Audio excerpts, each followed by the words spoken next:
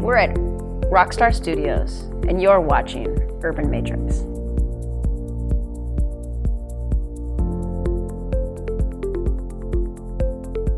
So, hi, my name is Brandi Kishner. What I do for a living is I have a dog care service. I've been in business since 2006, and I'm an amateur mixed martial artist and boxer. Wow, how I got to where I am today.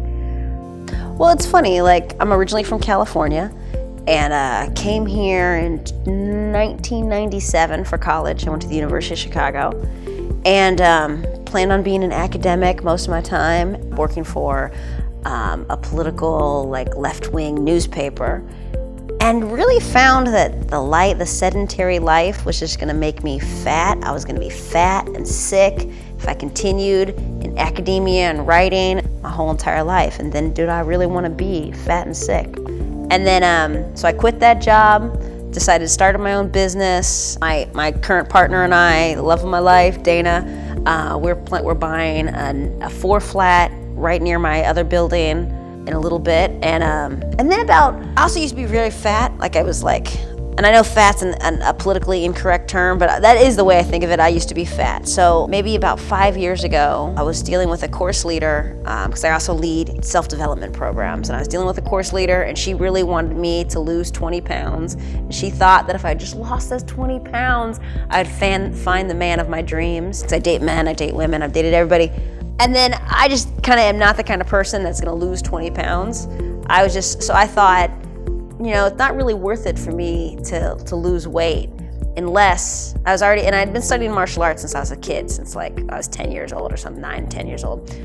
But I would lose weight to fight, to see how if I could fight at the highest level. Like, that's why I would lose weight. And then, so I was like, I decided, okay, well, I'm gonna lose 100 pounds. And then, you know, the next year and a half, I lost 100 pounds. And then I started going to MMA gyms and like, okay, I'm gonna fight.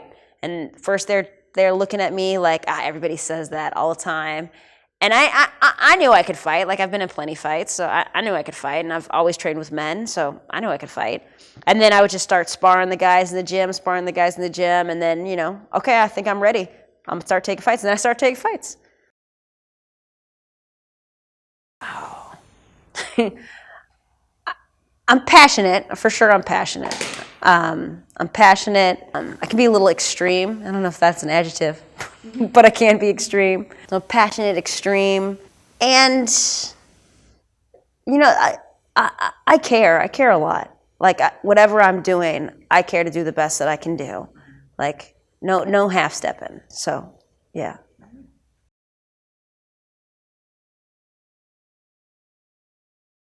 Whatever you got to do, like, take care of yourself. Use your body. You only have one body. I want to like use it to the best of its ability. I think, like, appreciate wherever I am. I was driving her home today, and like, it's so beautiful in Chicago. Whatever I can do to like really enjoy that and like take it in, like breathe deeply. So those are like definitely two things. Many years ago, I was still pretty fat at the time, but I was driving my car, and I have a dog care service, and so I had a bunch of dogs in the car. And then all of a sudden, I'm driving down Drexel. Drexel's the street, and a like herd of children. This one little boy.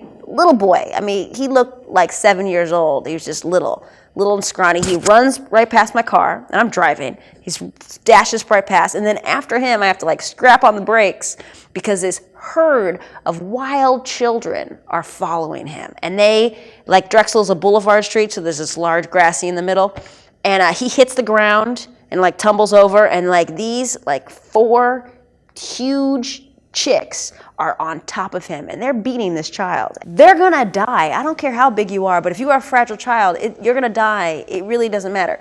So I slam on the brakes, get out of the car, and I gotta throw a few of the kids around because they've circled around this child, and these like heathen women beating him. And you know, I grab one of them and throw her off, and then I grab the main one, the one that's really doing the damage. So I grabbed her, and I was like, "Hey, yo, if you want to go, like, me and you will go. Like, I'll do you right now. Like, and you're a little bigger than me, but it really doesn't matter. I'm gonna beat the shit out of you." I don't know if I'm allowed to cuss. I'll beat the shit out of you. And the little boy scampers away and he runs. A year later, I'm walking a dog in that same neighborhood, like just walking in the street, and these two little boys like come up behind me and they're like talking to me, talking to the dogs, and I'm annoyed at that point. I'm just like, why are you bothering me? And then one of the little boys is like, you don't remember me? And I'm like, I never saw his, like it wasn't like that kind of connection, but he remembered me. And he's like, you saved my life. I almost died a year ago. I had to have surgery. Like, I almost died. Like, you saved my life. And like, and that really like honed in for me. Like, it is important. Like, I know people in this society, like we're all afraid to get hurt. Like, and I tell people that I train with and that I train, I tell them, hey, listen, don't step in there thinking like nothing can happen to you. Like whether I'm, you know, with like someone who's brand new or some dude who needs to be like, who's huge. It really doesn't matter. I'm scared to death. Like, I am aware that I can die. My life is sacred, and I am gonna protect myself because my life is sacred. That incident was like, life is, you know, you gotta protect yourself. You gotta know how to protect the people you care about, protect anyone, especially if they're just not as strong and not like they're weak. Like, there's a whole difference getting in a ring with someone, getting in a cage with someone when it's a fair fight. And if either of you wanna stop, you can stop at any time. Like, I can be fighting somebody, and if maybe I trip, maybe, you know, I could stop even in a competition. Like, it's okay to give up. Like, if you've been bested, it's not about taking, you know, it's not about being unconscious. It's about proving who's best. But once that's clear to you, like, I say stop. Like, unless you're just training. Yeah, just like you're done. You know, I don't need to take damage, right? And damage is always a possibility. So I always need to be guarding myself, and everyone needs to be like, guarding yourselves all the time.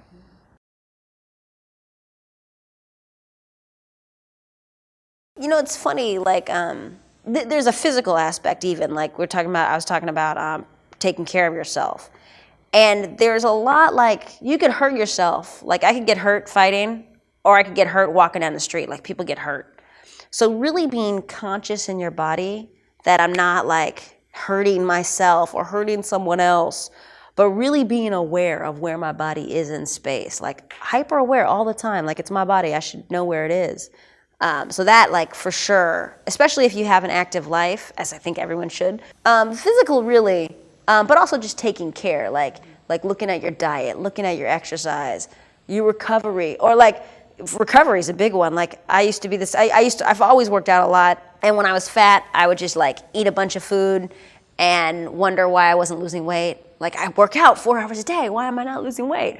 But really, I was eating 4,000 calories a day, and like, there you go.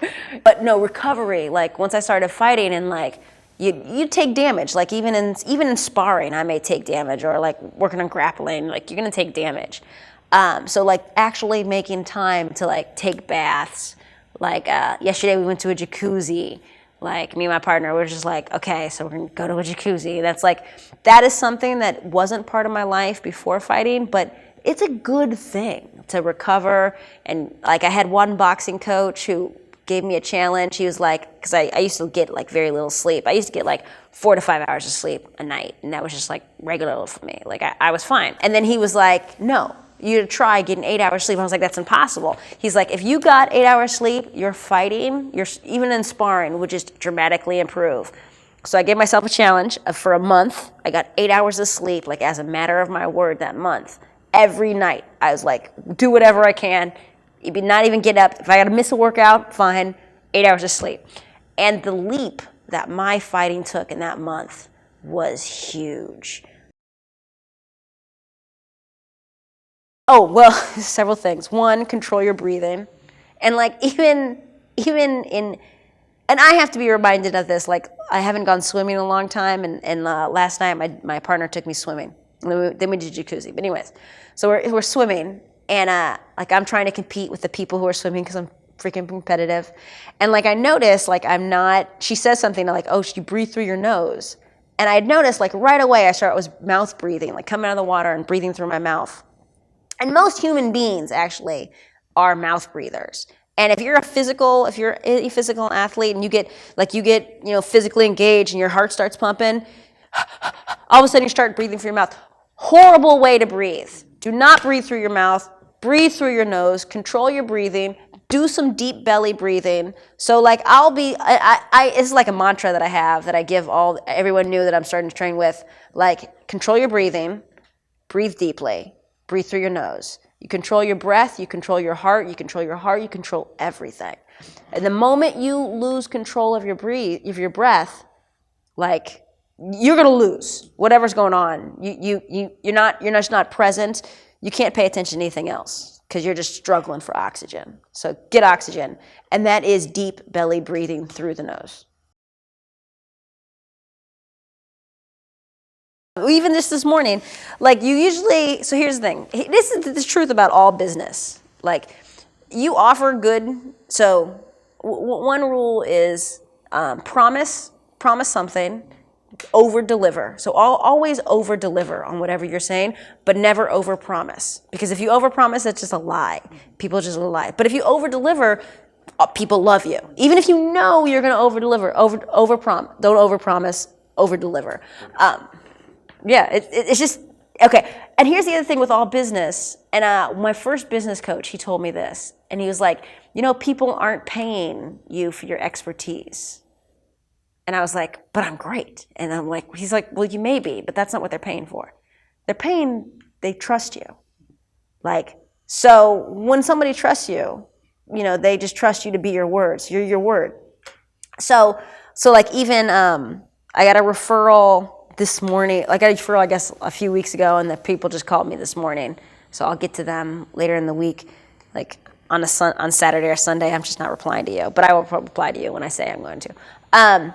But anyway, it's a word of mouth. Like you really fulfill someone. You're just your word with them. They're gonna like naturally share it with other people. So I've always got like a waiting list, and then I can just pick and choose.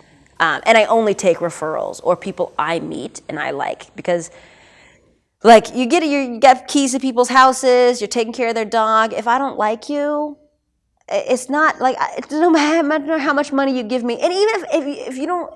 It's not even just the money, but I gotta like you, and we gotta be a good fit. Like, you gotta be in the right neighborhood, because I'm trying to have more time, not like less time. Like, a bunch of money with no time is not a happy life to me. But like, I'm like that medium. I want good money, and I want great time to do everything else I gotta do, because that's stuff to do.